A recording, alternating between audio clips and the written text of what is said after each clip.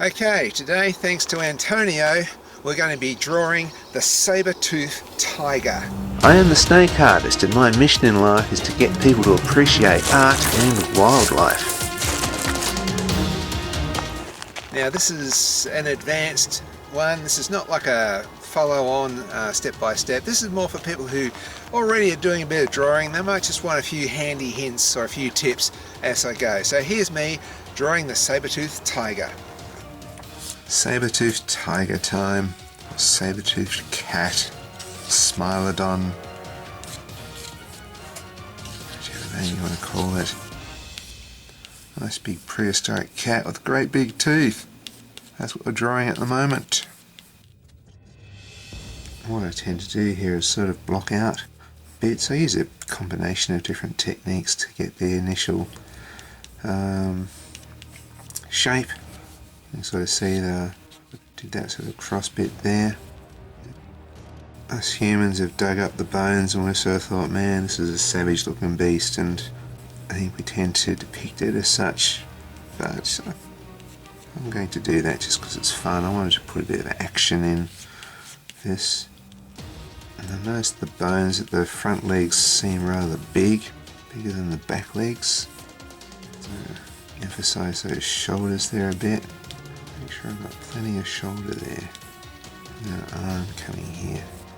So yeah, like a lot of the advanced drawing ones here, I'm assuming that people already can draw to some extent, and what they're looking for here is probably some tips and some ideas, and maybe just sort of see how the artist does this, because you never stop learning. No matter how good you are, there's always something to learn from other artists.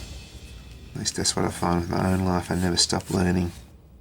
So this is going to have a bit of perspective in the body, so the front paws are going to look bigger, emphasizing these claws here, which look quite nasty. And the back of the animal here is going to be sort of in the background a bit more. It's probably not even going to notice the back legs that much. So what I'm doing here is I'm just marking roughly out in pencil where the grass is. And what you're going to see me do next when it comes to doing the grass is that I'll just sort of mark in a lot of the negative shapes there. So I'll just continue to pencil this out till I'm pretty happy with the pencils. And what we're going to be using here is this little tiny mapping pen nib. And this nib holder, I got this from a Japanese site. If you looked up that name, you'd probably find the website. This comes from Japan, this one. Very fine. What I'm doing here is I am just going around every one of those little strokes I did, going around to make it thick, and I am really filling in the negative shapes here. Because I noticed on a hot day you look at dry grass, and what you tend to see, or a lot of grass, you see the dark little negative shapes. You don't so much something like that. So you see the negative shapes, you don't see lots and lots of black lines, so that's why I tend to do it this way.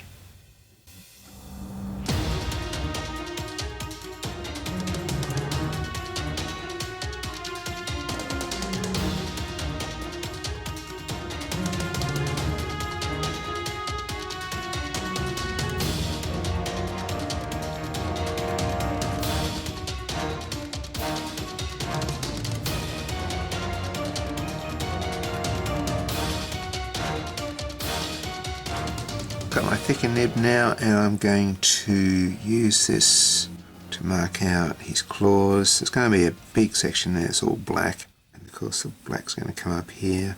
I'm going to work out these bits near the black. So before I get my paintbrush out, I have to do this. So this is much bolder than that, thicker line. And there you can see why it was important to me to put the grass in first.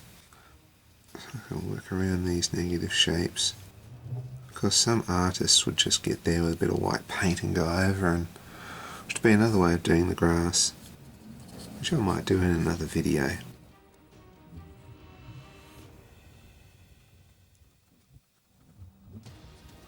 Trying to make those eyes look intense, hopefully not making it too cartoon-like. Always the danger. Trying to get that balance between that sort of comic book excitement and realism. It's always a tricky balance. So I put a lot of black on this. Because it's a black and white piece of art, I'm not using colour. The blacks have to be nice, solid, rich blacks. Because it also has to balance out the picture. When you look at a black and white picture, if there's a certain percentage of blackness there, it makes the picture more bold and dynamic. Gives the animal sort of heaviness too. Now, put some grass here, some shadows behind all this.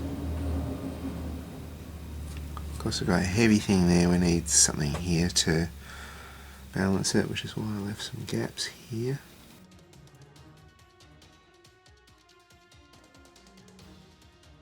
I quite like building up a tone with lots of thin lines like this. I don't normally crosshatch.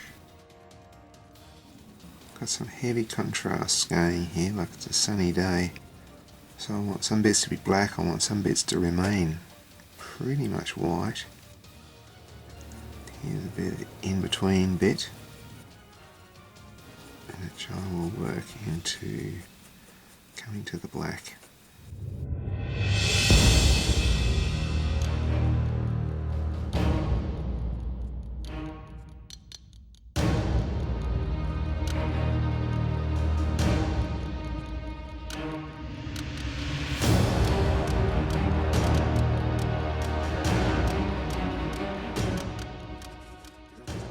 Almost like an impressionist version of butterflies. So you don't really notice them if your focus is on here, on this guy. Darken this up a bit here. And there is our saber tooth big cat. I'd like to say a big thank you to all the creative people out there who love wildlife. I hope that these videos might help you pick up a few skills so that we can get the message out there in a creative way that wildlife is precious. And as for this video, go share it with somebody who hates cats.